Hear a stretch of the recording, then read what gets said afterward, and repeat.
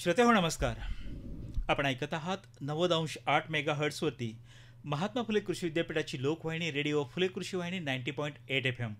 कृषी संस्कारदायिनी फुले कृषी वाहिनी, घराघरात जनाजनात मनामनात रेडिओ फुले कृषी वाहिनी 90.8 FM. आणि मी डॉक्टर आनंद सवे आपल्या सर्वांचं कृषी जगत ज्ञानदाता या विशेष कार्यक्रमामध्ये मनपूर्वक स्वागत करतो. श्रोते हो, आपल्या सर्वांना माहीत आहे की आपण फळझाडांची लागवड करत असतो आणि फळझाडांच्या लागवडीच्या माध्यमातून अनेक शेतकऱ्यांची आर्थिक सोबत आलेली आपण ऐकलेली आहे. पण आज आपण जाणून घेणार आहोत पानांसाठी फळबाग लागवड, अर्थात फळझाडांच्या पानांचं अन्न आणि औषधातील महत्त्व. याविषयी आज आपल्याशी संवाद साधणार आहेत डॉक्टर कैलास कांबळे सर. आजच्या कार्यक्रमामध्ये आपलं मनपूर्वक स्वागत. नमस्कार सर. श्रोते हो, डॉक्टर कैलास कांबळे हे प्रमुख कृषी प्रक्रिया अभियांत्रिकी विभाग, डॉक्टर अण्णासाहेब शिंदे कृषी अभियांत्रिकी आणि तंत्रज्ञान महाविद्यालय, महात्मा फुले कृषी विद्यापीठ राहुरी या ठिकाणी प्रभावीपणे कार्यरत आहेत. आणि आज आपण त्यांच्याकडून जाणून घेणार आहोत की पानांसाठी फळबाग लागवड कशा पद्धतीनं करणं गरजेचं आहे. हा विषय इतका ऐरणीवरती येण्याचं कारण काय आहे आणि या माध्यमातून अनेक तरुणांना किंवा सुशिक्षित बेरोजगारांना अनेक रोजगाराच्या संधी निर्माण होणार आहेत. विशेष म्हणजे कृषी अभियांत्रिकी विभागामध्ये काम करत असताना अशा पद्धतीचा पानाचा उपयोग करून घेण्यासाठी कोणकोणती यंत्रसामुग्री लागते किंवा त्या अनेक पानांच्या मधले औषधी गुणधर्म काय आहेत आणि फार्मास्युटिकल असेल किंवा आयुर्वेदाच्या दृष्टिकोनातून आपण पाहिलेलं आहे. पण आज आपण ॲग्रिकल्चर आणि ॲग्रिकल्चर इंजिनिअरिंगच्या माध्यमातून आज आपण पानांसाठी फळबाग लागवड याविषयी त्यांच्याकडनं जाणून घेऊया. सर, आजच्या विषयाच्या अनुषंगानं विचारायला मला निश्चित आनंद वाटेल की नेमकंच आजचा विषय आहे आपला पानांसाठी फळबाग लागवड, अर्थात फळझाडांच्या पानांचं औषधी आणि औषधातील महत्त्व. तर नेमका हा विषय नेमका आपल्या डोक्यात कसा आला किंवा का आपण ह्या विषयावरती बोलू इच्छिता? मी अभ्यास करत असताना अचानक एके दिवशी मी विचार केला की अन्नाची निर्मिती पानांमध्ये होते आणि जेव्हा फळधारणा होणार असते त्यावेळेला काही अंशी पानातलं अन्न हे फळामध्ये जातं आणि फलधारणा होते. म्हणजे अन्नाचा मुख्य स्रोत काय आहे? पाने. अगदी. आणि मग त्याच्या खोलात गेल्याच्या नंतर माझ्या लक्षात आलं, मी काही संशोधनाचे संदर्भ तपासले, काही आयुर्वेदिक ग्रंथ तपासले आणि त्यातून माझ्या एक लक्षात आलं की झाडाची पानं ही अत्यंत मौलिक अन्न आणि औषधाचं प्रचंड मोठं भांडार आहेत. किंबहुना ते फळांपेक्षाही जास्त मौल्यवान आहेत. हे माझ्या जेव्हा ते वाचनात आलं, लक्षात आलं, त्यावेळेस मी विचार केला त्याच्यावर की आपण याच्यावर काहीतरी काम केलं पाहिजे. अगदीच. आणि म्हणून मग आम्ही आमच्या कृषी प्रक्रिया अभियांत्रिकी विभागामध्ये याच्यावर काम करणं चालू केलं. आता त्याचे काही अर्धे रिझल्ट आमच्याजवळ आलेले आहेत. एक एमटेकच्या विद्यार्थ्याच्या माध्यमातून आम्ही पहिलं वर्ष आम्ही जांभूळ घेतला आहे आणि जांभळाच्या पानाचं पृथक्करण केलं.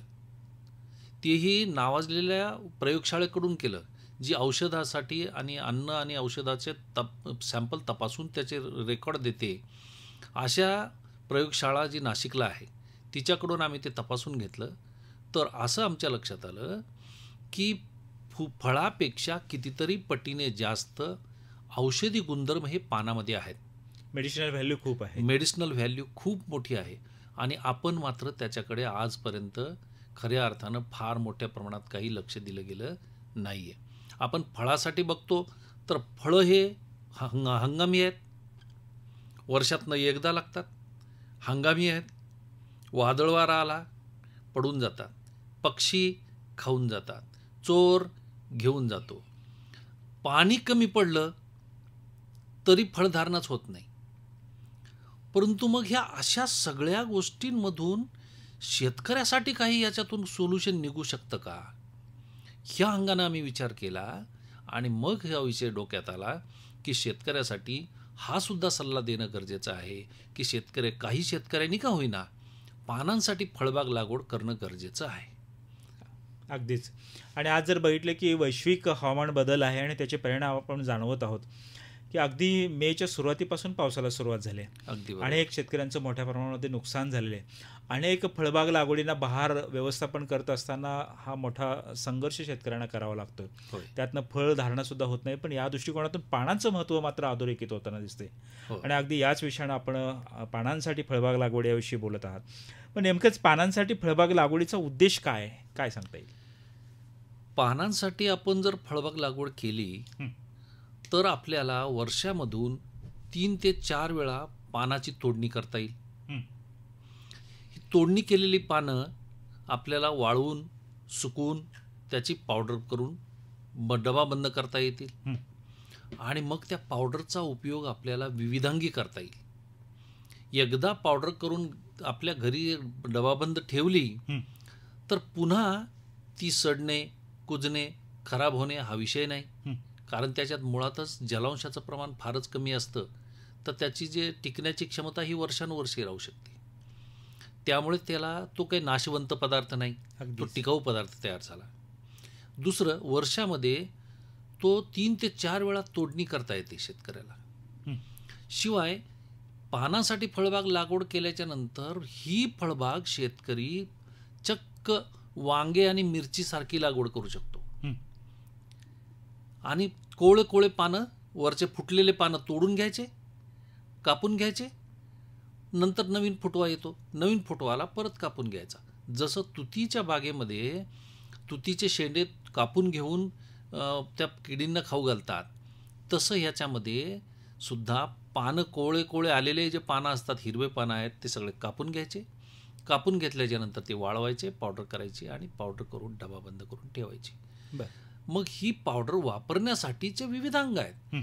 ही पावडर तुम्ही त्याचा चहा करून पिऊ शकता हं. किंवा काढा आपण म्हणतो. आयुर्वेदामध्ये शक्यतो काढा हा शब्द वापरलेला आहे अगदीच. त्याला. तर काढा म्हणून पिऊ शकतो. तर आपल्याला चहा पावडरची घरात गरज पडणार नाही. अगदीच. आणि कोरोनामुळे सर्वांना काढा हा परिचितच झालेला आहे. कोरोनामुळे काढा हा शब्द अगदी सगळ्यांच्या घरोघर पोचवलेला आहे आणि गरीबातल्या गरीब माणसाला तो परवडणारं औषध ठरलेलं आहे. अगदीच. तर ह्याच्यामध्ये सुद्धा अशा पद्धतीचे हे गुणधर्म आहेत, हं. हे सिद्ध झालेलं आहे. हे जेव्हा संशोधनांती किंवा संशोधनचे जे रिव्ह्यू मी तपासले, काही संदर्भ तपासले, त्यावेळेस माझ्या लक्षात आलं की हे अत्यंत गुणकारी अनेक मोठ्या मोठ्या ज्याला भीतीदायक रोग आहेत, मग ज्याच्यात आज देशाला ग्रासलेला डायबेटीस असो, कॅन्सर असो व रक्तदाब असो, तर हे असे जे काही रोग आहेत, ह्या रोगांवरचा इलाज म्हणून सुद्धा आयुर्वेदामध्ये आणि सध्याच्या आधुनिक औषधी कंपन्यांनी सुद्धा त्याचे बाजारामध्ये औषधं त्याचे आणलेले आहेत. त्या औषधापासून ते लाखो रुपये कमावतात, परंतु त्याचा उपयोग शेतकऱ्याला होत नाही, त्याचा फायदा शेतकऱ्याला होत नाही.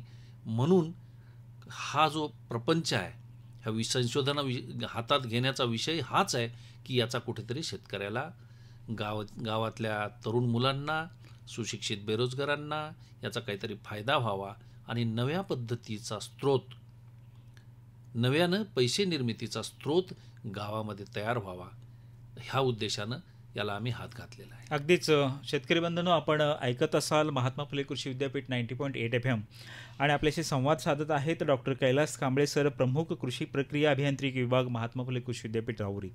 आतापर्यंत आपल्याला माहीत होतं की विद्यापीठाच्या माध्यमातून फळबाग लागवडीच्या संदर्भात आपल्याला मार्गदर्शन होत होतं, पण आज आपल्याला डॉक्टर कैलास कांबळे सर हे पानांसाठी फळबाग लागवड अगदी आपल्या सगळ्यांचं लक्ष वेधून घेता येते आणि पानांचं महत्त्व आपल्याला अधोरेखित करता येत. कारण ऑनलाईनच्या माध्यमातून अनेक कंपन्या या पानांच्या गुणधर्मामुळं विक्रीसाठी मार्केटिंग उपलब्ध झालेलं आहे आणि याचा मोठ्या प्रमाणावरती त्या ठिकाणी रोजगार निर्मिती होत आहे, व्यवसाय निर्मिती होत आहे. सर, मग आपण आज आपला विषय सुरू आहे पानांसाठी फळबाग लागवड. अशी नेमकी कोणकोणती फळझाडं आपल्याला शेतकरी बांधवांना सांगता येतील की त्यांचा उपयोग ह्या पानांसाठी सुद्धा करता येऊ शकतो? आपण ज्या ज्या फळबागा आहेत त्या सगळ्याच फळबागांचे पानं हे त्या फळांपेक्षा अत्यंत मौल्यवान आहेत. आपल्या संस्कृतीमध्ये विविध सणांच्या वेळेला, विविध समारंभाच्या वेळेला आपण पानाचं तोरण करतो, अगदी, किंवा त्या फांद्या लावतो. कदाचित त्याचा मूळ उद्देश तो हा असेल की हे औषधी गुणधर्म याच्यामध्ये आहेत आणि तुम्ही ते तुमच्या अन्नामध्ये सुद्धा वापरावं आहे. परंतु आपण कालांतराने ते विसरून गेलोत आणि आता पुन्हा नव्यानं याचा वापर करण्याची वेळ आलेली आहे. कारण आपला देश हा डायबिटीसग्रस्त आणि कॅन्सरग्रस्त झालेला आहे. जगात सर्वात लोकसंख्या जास्त असली तरी सर्वाधिक कॅन्सर पेशंट, सर्वाधिक डायबिटिक्सचे पेशंट आपल्या देशात आहेत. आणि ह्याच्यावरचा इलाज साधा, सोपा आणि स्वस्त उपलब्ध होत आहे तो या पानांच्या माध्यमातून. अगदीच. मग पानांसाठी फळबाग लागवड करत असताना नेमकेच काय फायदे आहेत? फळबाग आपण लागवड केल्याच्या नंतर ही जे नेहमीसाठीची फळबाग लागवड आपण फळांसाठी करतो, तर त्याच्यामध्ये विद्यापीठाने संशोधनांती सिद्ध केलं आहे की बाबा ठराविक साधारण एक 5x5 मीटर, 5x10 मीटर किंवा 3x6 मीटर किंवा अजून थोडंसं कमी अंतरावर लागवड करायची फळबाग, डेन्स लागवड ज्याला आपण म्हणतो, अतिसघन लागवड, घन लागवड, हां, तर ती 2x3 मीटरवर अंतरावर सुद्धा त्या लागवड कराव्यात अशा पद्धतीच्या शिफारसी विद्यापीठाने दिलेल्या आहेत. तरीसुद्धा पाऊस आला किंवा वादळ आलं तर ते सगळे फळं खाली पडण्यापासून कोणीही रोखू शकत नाही. ते रोखण्याचं कुठलंही तंत्रज्ञान उपलब्ध नाही. परंतु कितीही वादळ आलं तरी पानं मात्र तुटून जात नाहीत.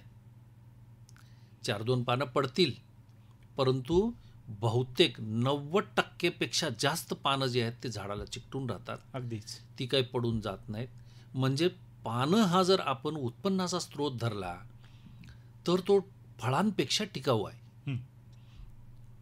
शिवाय फळापेक्षा अधिक गुणधर्मही आहेत त्याच्यात. मग आपण ह्याच्याकडे का लक्ष देऊ नये? तर ह्याच्याकडे लक्ष देऊन आपण अतिसघनपेक्षा अतिसघन सुद्धा, म्हणजे अगदी 2x2 मीटरवर सुद्धा किंवा 1x1 मीटरवर सुद्धा हे जरी झाडं लावले तरी सुद्धा वांगी लागवडसारखी किंवा मिरची लागवडसारखी अशा पद्धतीने याची लागवड करता येऊ शकेल. आणि शेतकरी, काही शेतकरी का होईना, प्रत्येक गावातला एक शेतकरी का होईना, जर अशा पद्धतीची लागवड करू लागला तर हे जे कॅन्सर आणि डायबेटिक्सचे महागडे औषध आहेत बाजारात, त्याला पर्यायी स्वस्तातले औषध निर्मिती कंपन्यांना स्वस्तामध्ये हे पानं उपलब्ध होतील आणि त्या कंपन्या किंवा शेतकरी त्याच्यापासून मिळणारे जे काही पैसा आहे त्याचे लाभार्थी ठरतील. हे नव्यानं सुरू होणारी ॲक्टिव्हिटी आहे, म्हणून गावामध्ये नव्यानं पानं तोडण्यासाठी लागणाऱ्या मजुराची गरज पडेल, म्हणजे रोजगार वाढेल. शिवाय ही पानं तोडल्याच्या नंतर वाळवायची असतात, तर ही वाळवण्यासाठी लागणाऱ्या नव्यानं यंत्राची किंवा वाळवणी यंत्राची गरज पडेल, म्हणजे हे वाळवणी यंत्रसुद्धा शेतकऱ्याच्या शेतावर किंवा शेतकऱ्याच्या गावामध्ये घराघरामध्ये हे उपलब्ध होणं सुरू होईल. आणि मग ही वाळवणी यंत्र ही काही फक्त ह्याच पानासाठी वापरता येणारे नाहीत. शेतकऱ्यांना इतरही झाडाची जी पानं आहेत, जसं आता सगळ्यात महत्त्वाचा आपला फळांचा राजा आपण आंबा म्हणतो, अगदीच, आंब्याचे गुणधर्म, जांभळाचे गुणधर्म, पेरूचे गुणधर्म, चिंचेचे गुणधर्म, पपईचे गुणधर्म, आपल्या शेवग्याच्या पानाचे गुणधर्म, बिब्याचे गुणधर्म, अशा अनेक फळं आणि भाज्या यांच्या पानामध्ये कोणते गुणधर्म आहेत याचा मी स्वतः अभ्यास केलेला आहे. आणि हा अभ्यास करून मी याच्यावर एक पुस्तक लिहितोय. तर हे पुस्तक जेव्हा बाजारात येईल, आजकाल जरी डिजिटायझेशनचा जमाना असला तरी ह्या विषयावर कोणाचंही पुस्तक नसणार आहे, ते माझं पुस्तक पहिल्यांदा येईल. तर हे जे काही पानं आहेत हे अशा पद्धतीचे हे औषधी गुणधर्म असलेले पानं आहेत आणि म्हणून याच्याकडं माझं लक्ष वेधून घेतलं आणि त्याच्यावर मी शेतकऱ्यांसाठी काहीतरी निष्कर्ष देण्या इतपत आम्ही काम करत आहोत. पुढच्या वर्षीच्या मे महिन्यामध्ये आमच्याकडनं त्याच्यासाठी एक शिफारस, जांभळाच्या पानाची शिफारस येणार आहे. अगदीच, आपलं खूप खूप अभिनंदन. आणि सर, आज आपला विषय सुरू आहे पानांसाठी फळबाग लागवड. आणि आता आपण उल्लेख केला की फळांचा राजा आंबा, आताच सगळ्यांनी आंब्याचा स्वाद चाखलेला आहे. नेमकंच या दृष्टिकोनातून जर आंब्याच्या पानाचा उपयोग, आंब्याच्या फळांचा उपयोग सगळ्यांना माहीत आहे, पण आंब्याच्या पानांचा उपयोग नेमका काय सांगता येईल? जर तुलनात्मक जर फळ आणि पान असं जर आपण जर बघितलं तर या दृष्टिकोनातून आंब्याच्या पानांचे उपयोग कोणते आहेत, काय सांगता येईल? प्रथमतः आपण आंब्याच्या पानामध्ये जर थोडंसं तुलनात्मक पाहिलं तर आंब्याचं फळ आणि पाने याच्यामधल्या काही 2-4 गोष्टी मी आपणाला वाचून दाखवतो की त्याचा कसा फरक आहे. तर बघा, आता कार्बोदके जेवढी फळामध्ये आहेत तर आपल्याला आतापर्यंत आपण फळच खात आलो म्हणून आपण फक्त फळांवरच लक्ष दिले. अगदी. परंतु तेवढ्याच तोलामोलाची किंबहुना त्याच्यापेक्षा जास्त कार्बोदके ही पानामध्ये आहेत. 12.8% हे कार्बोदके फळामध्ये आहेत, म्हणजे आंब्यामध्ये आहेत. तर 30.6% प्रॉडक्ट जी कार्बोदके आहेत तर ती पानामध्ये आहेत.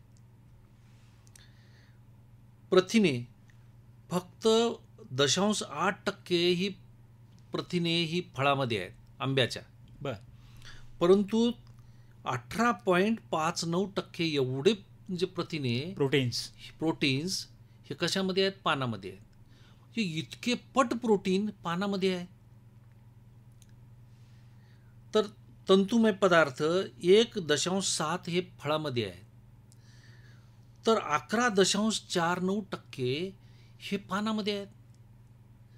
आपण सगळेजण म्हणतो की रेषा किंवा तंतुमय पदार्थ आपल्या शरीरामध्ये जेवढे जास्त असतील, फायबर्स, तेवढं आपल्या आतड्याची जे आरोग्य आहे, पचनशक्ती आणि आरोग्य आहे चांगलं राहील.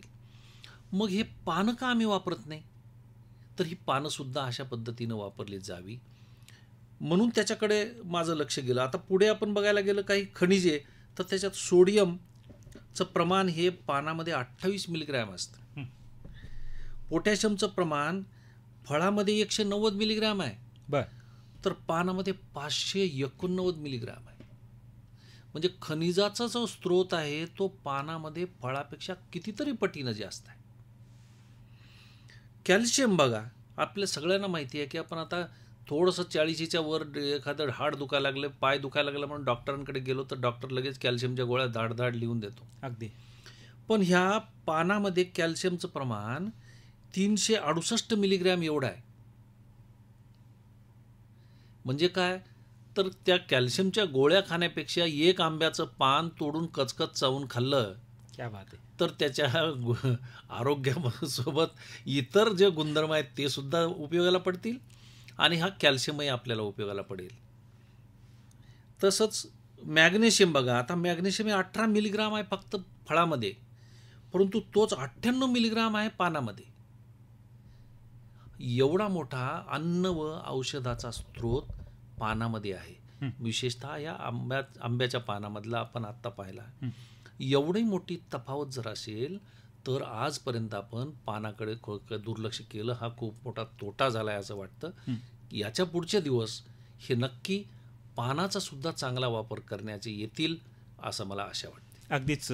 आंब्याच्या पानाच्या दृष्टिकोनातून आपण अतिशय चांगले गुणधर्म सांगितले. श्रोत्यांच्या मनामध्ये एक प्रश्न असेल की नेमकंच आंब्याची कोणती पानं खाणं गरजेचं आहे? अगदी कोळी पानं खायची आहे की आंब्यावरचं कुठल्याही झाडाचं पान आपण चिरवण करायचं आहे की त्याची पावडर बनवायची आहे? काय नेमकं करणं गरजेचं आहे? आंब्याचं लाल पान कोवळं असतं, लालवट दिसणारं जे पान असतं ते कोवळं असतं, त्याच्यामध्ये अन्नद्रव्याचं प्रमाण कमी असतं. तो हिरव्या पोपटी रंगाचं जे पान असतं, त्या पोपटी रंगाचं पान हे फुल मॅच्युअर, संपूर्ण पक्वता आलेलं पान असतं. तर ते हिरवं दिसणारं जे पान आहे ते पान जर आपण खाल्लं तर त्याच्यामध्ये अन्न व औषधी गुणधर्म सर्वाधिक आहेत. हे आम्ही प्रयोगशाळेतून तपासांती हे मी आपल्यासमोर सांगतोय. अगदीच. अनेक मधुमेहानं ग्रस्त असणारे किंवा अनेक आजाराने ग्रस्त असणाऱ्या सुद्धा आमच्या सगळ्या मित्रांना ही एक पर्वणीच म्हणावं लागेल. नाही आंबा खाता आला तर आंब्याचं पान जरूर आपण खाल्लं पाहिजे. हेच कांबळे सरांनी या ठिकाणी अधोरेखित केलेलं आहे. सर, आंब्याच्या बाबतीत आपण सांगितलं, पण दुसरंही बोलता बोलता आपण म्हणालात की पेरूचं पान सुद्धा उपयोगाचं आहे. काय सांगता येईल नेमकं पेरूच्या पानाचे गुणधर्म? बघा, पेरू हे अत्यंत महत्त्वाचं गुणकारी फळ आहे हे आपणास माहितीच आहे, परंतु त्याच्या पानं हे त्याच्यापेक्षा जास्त गुणकारी आहेत हे तपासाअंती सिद्ध झालेलं आहे. तर त्याचं काही गुणात्मक तक्ता जर आपल्यासमोर सांगितला तर त्याचं आपल्याला बघता येईल की बघा, आता कार्बोदके हे फळामध्ये 14.7% असतात, तर साधारण तेवढेच किंबहुना त्याच्यापेक्षा थोडे अधिकच पानामध्ये असतात. तंतुमय पदार्थ 2.99 ग्राम हे फळामध्ये आहेत, परंतु 2 ते 5.4% म्हणजे दुप्पट जवळपास फळाच्या दुप्पट कार्बोदके किंवा तंतुमय पदार्थ हे त्याच्या पानामध्ये आहे. प्रथिनाचा भाग घेतला तर तसाच भाग बघा, प्रथिने 1.12 ग्राम एवढे त्या फळामध्ये आहेत, तर 18.53% हे त्याच्या पाना पानामध्ये आहे. जीवनसत्वाचा तसाच भाग आहे. जीवनसत्व जवळपास 92.65 मिलीग्राम हे फळामध्ये आहे. तर 275% पार्ट त्याच्यापेक्षा व्हिटॅमिन्स, इतका मोठा पार्ट हा पानामध्ये आहे. त्याच्याबरोबर काही इतर जी औषधं आहेत, औषधी गुणधर्म, ज्याला फोलेट आहे, फ्लेवेनॉइड्स आहे, फोलिक ॲसिड आहे, तर हे फिनॉल्स आहे, अँटीऑक्सिडंट आहे. हे जे काही आपण आता ही इंग्रजी नावं आपण ऐकले, ह्या सगळ्याचाच एक निष्कर्ष हा आहे की कॅन्सर रोधक सर्वाधिक रोग प्रतिकारक शक्ती जर कोणामध्ये आहे तर पेरूच्या पानामध्ये आहे. फिनॉल्स आणि फ्लेवेनॉइड्स हे कॅन्सर रोधक गणले जातात, अँटीऑक्सिडंट हे कॅन्सर रोधक गणले जातात आणि त्याचं प्रचंड मोठं भांडार पेरूच्या पानामध्ये आहे. आणि म्हणून आपल्याला पेरूच्या पानासाठीच्या फळबागा शेतकऱ्यांनी लागवड कराव्या. काही वंशी का होईना शेतकऱ्यांनी लागवड कराव्या. किमान प्रत्येक गावातल्या 10 बागा फळासाठी असतील तर त्यातली 1 बाग तरी का होईना पण पानासाठी लागवड होईल यानंतर, याची मला खात्री आहे. अगदीच. त्यानंतर सर आपण म्हटलात की जांभूळ देखील आता महत्त्वाचं आहे. आज जर बघितलं तर सुरुवातीलाच आपण सांगितलं की डायबेटिक किंवा मधुमेहग्रस्त आपलं चित्र जे सांगितलं तुम्ही आपल्या देशाचं, या दृष्टिकोनातून आज जर बघितलं तर जांभळांच्या पानांना, त्याचबरोबर जांभळांच्या फळाला आणि जांभळाच्या पावडरला सर्वत्र मागणी होताना दिसते मार्केटमध्ये. या दृष्टिकोनातून जांभळाच्या पानाचे उपयोग काय सांगता येतील? नक्कीच. जांभळाचं झाड हे सरळ सोट वाढणारं बहुतेक वेळा असतं. त्याचे जे फांद्या असतात त्या अतिशय गुळगुळीत असतात. त्याला लागणारे फळं हे साधारण 10 ते 15 वर्षाच्या झाडाला साधारण 150 ते 200 किलो फळं लागतात. 15 वर्षाचं जुनं झाड असलं तरी सुद्धा त्याला 150 ते 200 किलो फळं लागतात. फळं त्याची नाजूक असतात. त्याचे फळं सगळे एकदाच तोडायला येत नाहीत, एक एक पिकतात. म्हणजे एकाच वेळी ते सगळे फळं तोडता येत नाहीत. झाडाच्या फांद्या गुळगुळीत असल्यामुळे वर चढणं अवघड आहे. अगदी. फांद्या ठिसूळ आहेत, त्यामुळे प्रत्येक फांदीवर माणूस चढून त्या फांद्यात तोडायला गेला तर ते रिस्की आहे. हे फळं लागतात ते एकदम शेंड्याला लागतात. अगदी. हे इतके अवघड कार्यक्रम आहे जांभळ तोडण्याचा. आणि तेवढं तोडूनही फक्त 100 ते 150 किलो फळं एका झाडाला लागतात, तेही एका वर्षात. टिकवण क्षमता तर अजिबात नाही. टिकवण क्षमता अजिबात नाही, नाजूक आहे. तर हे एवढ्या अवघडातून हे जांभळाचे फळं सगळ्या डायबेटिक पेशंटपर्यंत कसे पोचवायचे? आपला देश तर जगात सगळ्यात जास्त सर्वाधिक डायबेटिक पेशंटचा देश आहे आता. तर ह्या परिस्थितीमध्ये जर जांभळाच्या झाडाच्या बागा ह्या फळाच्या ऐवजी पानासाठी लागवड करणं जर चालू केलं तर आपल्या देशातल्या हे जे काही डायबेटिकचे पेशंट आहेत, मधुमेहाचे पेशंट आहेत, ह्या पेशंटसाठी स्वस्तातलं आणि साईड इफेक्ट नसलेलं औषध, हा शब्द फार महत्त्वाचा आहे. साईड इफेक्ट नसलेलं. साईड इफेक्ट जे इतर ज्या गोळ्या खाऊन होतात, डायबिटिकच्या गोळ्या खाणाऱ्या माणसाच्या सगळ्याच इतर अवयवाची कार्यक्षमता कमी करतं. हे संशोधनांती सिद्ध झाले. परंतु हे जर आपण जांभळाची पानं जर त्याला देणं चालू केलं तर तुम्हाला सांगतो त्याला साईड इफेक्ट विना त्याचा आजार पळून जाण्याची क्षमता या जांभळाच्या पानामध्ये आहे, असं संशोधनांती सिद्ध झालं आहे. आम्ही राहुरी फॅक्टरीच्या आयुर्वेदिक महाविद्यालयाचे तज्ज्ञ डॉक्टर जे पॅथॉलॉजिस्ट आहेत, डॉक्टर शिवाजीराव कड, त्यांच्या माध्यमातून 200 डायबेटिक पेशंटवर हेच औषध दिवसाला 2 ग्राम त्यांना देण्याचं आम्ही शिफारस केली होती. आणि त्यांच्या पानांची पावडर तर ती आम्हाला त्यांचे रिझल्ट त्यांनी मागच्याच आठवड्यामध्ये आमच्याशी शेअर केले. तर त्यांचं म्हणणं आहे की त्यांना पानाची पावडर खाण्याआधीच्या त्यांच्या आरोग्याच्या दृष्टीने आता पानाची पावडर खाल्ल्यानंतरचं त्यांचं जे आरोग्य आहे ते पहिल्यापेक्षा अतिशय सरस आहे असं त्यांचं, उत्साहवर्धक आणि सरस आहे अशा पद्धतीचं त्यांचं सांगणं आहे. अजून त्याचे पूर्णपणे रिझल्ट जे आहेत ते निष्कर्षापर्यंत आलेले नाहीत, परंतु प्राथमिक अंदाजानुसार आम्हाला त्यांनी एवढं सांगितलं की हे पानाची पावडर खाल्ल्यापासून उत्साहवर्धक आणि निरोगी वातावरण त्यांच्या आयुष्यात येणं सुरू झालेलं आहे. अगदीच आमच्या सर्व श्रोत्यांना कदाचित कल्पना असेल की जांभळाची पावडर किंवा जांभळाच्या बियांची पावडर किंवा जांभळाचा रस हे आत्तापर्यंत सर्वजण प्राशन करत होते, पण जांभळांच्या पानांच्या पावडर खाणंसुद्धा उपयुक्त आहे असं आपण म्हणताय, हे अतिशय चांगल्या पद्धतीची गोष्ट आहे. निश्चितच जांभळांच्या पाण्याच्या दृष्टिकोनातून कोणते गुणधर्म आपल्याला काय सांगता येतील? जांभळाच्या पानाचं सेवन केल्यामुळे बरं. आपल्याला आपल्या शरीरामध्ये अँटीऑक्सिडंट जातात, आपल्या शरीरामध्ये फिनॉल्स जातात, आपल्या शरीरामध्ये फिनॉलिक ॲसिड जातं, फ्लेवेनॉइड्स जातात आणि हे सगळे जे काही एन्झाईम्स आणि केमिकल्स आहेत हे औषधयुक्त आहेत. बरं. ज्याच्यामुळे cancer, diabetes, blood pressure, hypertension ह्यासुद्धा, याच्यासोबतच केसाचं आरोग्य, डोळ्याचं आरोग्य, मेंदूचं आरोग्य हे चांगलं राहतं असं संशोधनाचे निष्कर्ष सांगतात. आम्ही आरोग्याच्या तपासण्या एवढ्या केलेल्या नाहीत किंवा आमचा तो विषय नाही. आम्ही फक्त संशोधनाचे संदर्भ घेऊन आपल्यासमोर मांडतोय की ह्याचा अन्न म्हणून जर आपण वापर चालू केला तर आपण हे जे होणारे साईड इफेक्ट आहेत किंवा इतर जे आजार आहेत ते आजार पळवून लावण्यासाठी मदतगार ठरतील अशा पद्धतीचं एक साधन शेतकऱ्याच्या हातामध्ये पडेल आणि त्याचा उपयोग शेतकऱ्या करून 4 पैसे शेतकरी बांधवांनी फक्त जांभळाची पानं विकायची, अगदी बरोबर. त्याच्यावर पुढची प्रोसेस वगैरे, पुढची पानं ते प्रोसेस वाळवणे, कंपनी करू द्या. ग्रेडिंग करून कुणी करू द्या, काही अडचण नाही. पण पानासाठी फळबागा लागवड झाल्याच्यामुळे शेतकऱ्याला दर 2 महिन्याला कापणीला येईल, म्हणजे दर 2 महिन्याला ॲडिशनल पैसे उत्पन्न सुरू होईल. जसं की फळं हे वर्षात एकदा येणार आहेत आणि तेही तोडायला अवघड. अशा परिस्थितीत 100-150 किलोचे मिळून किती फळं मिळणार आहेत. शिवाय मिळून त्या फळाचं किती बी मिळणार आहे की ज्या सगळ्या देशातल्या शेतकऱ्याला देशातल्या डायबेटिकच्या पेशंटला पोचेल? नाही पोचणार. खरं आहे. म्हणून पानाचं महत्त्व हे त्या व्यतिरिक्त होतं.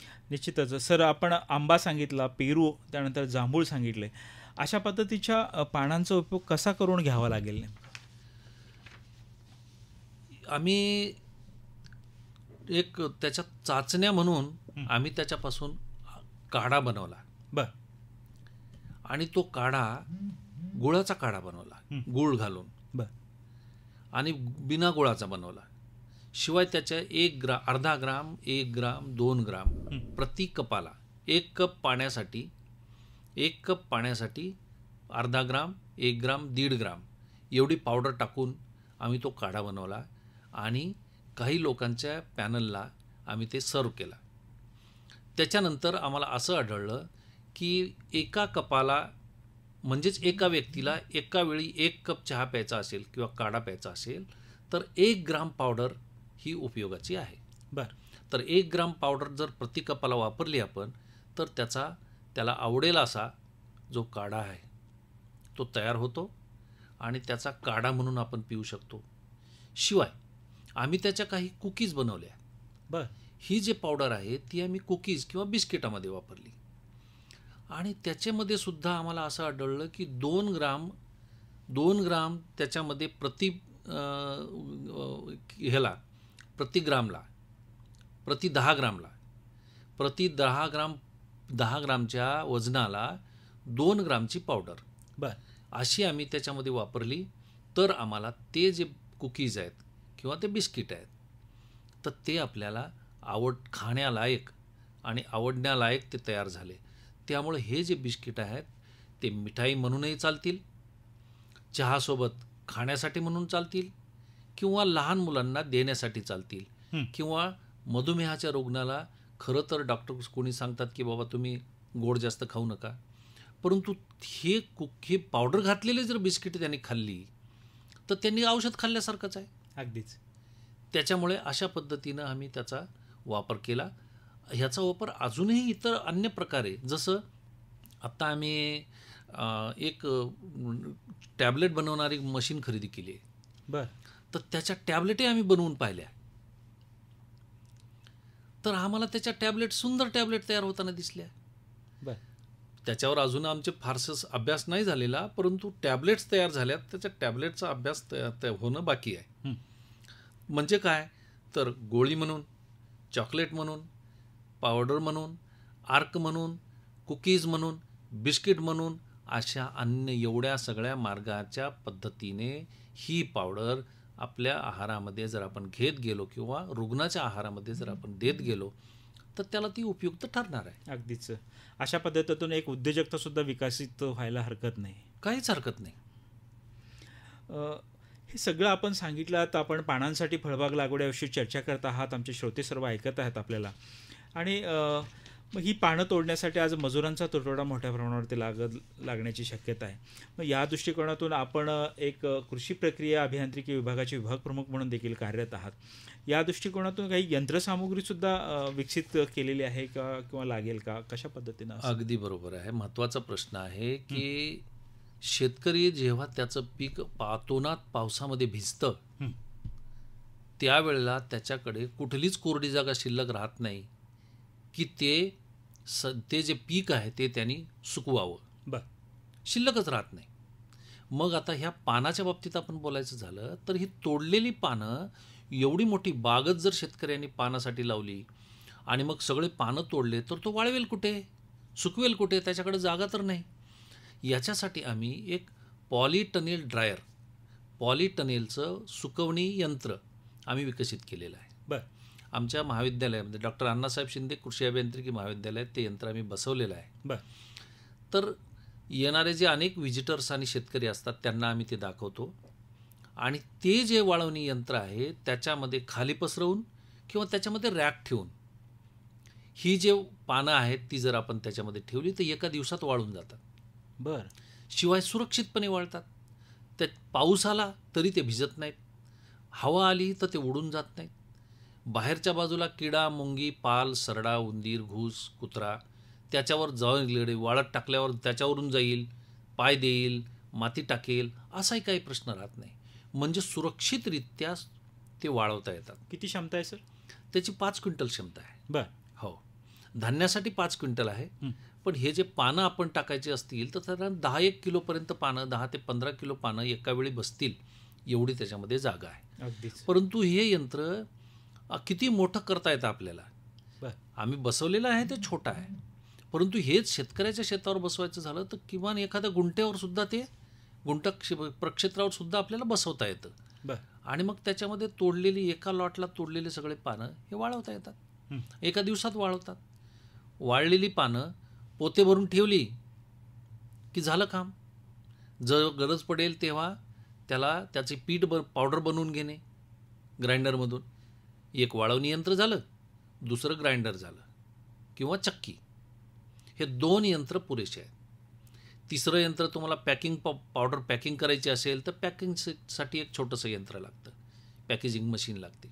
अशा 2-3 माफक 2-3 यंत्राच्या सानिध्यातून आपण पावडरचा एक छोटासा उद्योग एका गावामध्ये सुरू होऊ शकतो. अगदीच.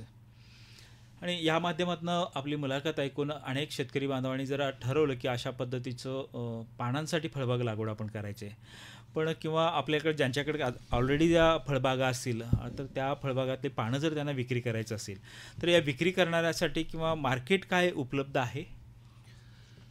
ऑनलाईन प्लॅटफॉर्मवर 1,000 पासून ते 1,500-2,000 रुपये प्रति किलोपर्यंत ह्या पानांच्या पावडर विकल्या जातात.